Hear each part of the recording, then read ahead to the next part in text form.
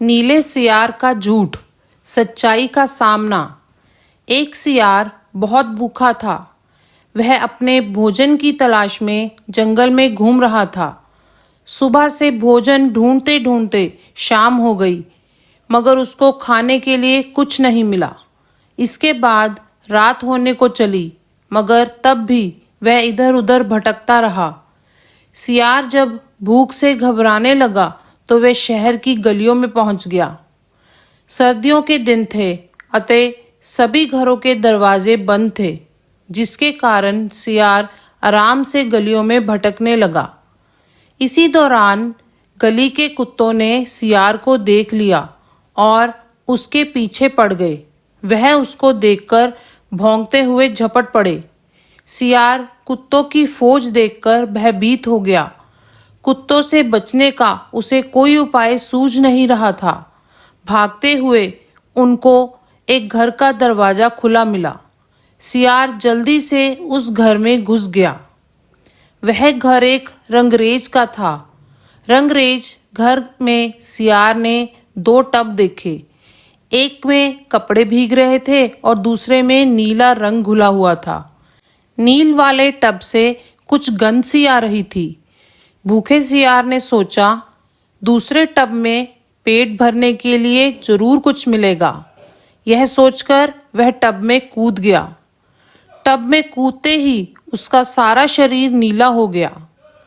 नीले रंग का तो सियार को कुछ पता नहीं चला, मगर ठंडे पानी के कारण उसे ठंड लगने लगी। वह ठिठुरता हुआ जंगल की ओर भाग गया। वहां मन मारकर झाड़ियों में लेटा रहा। सुबह जब वह नाले पर पानी पीने गया तो नाले के पानी में उसे अपनी सूरत दिखाई पड़ी। उस रंग रूप को देखकर उसे बड़ी प्रसन्नता हुई।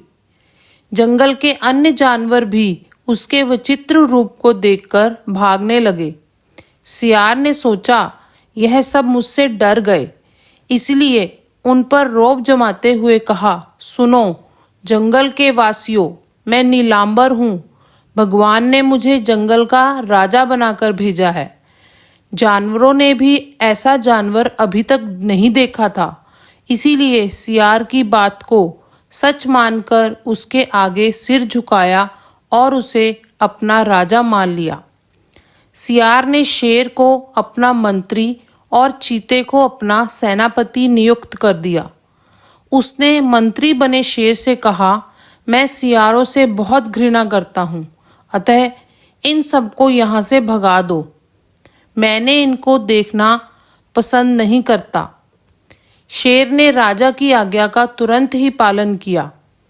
शेर और चीता ही अन्य जानवरों को मारकर लाते और नीलांबर महाराज मजे से पेट भर खाते।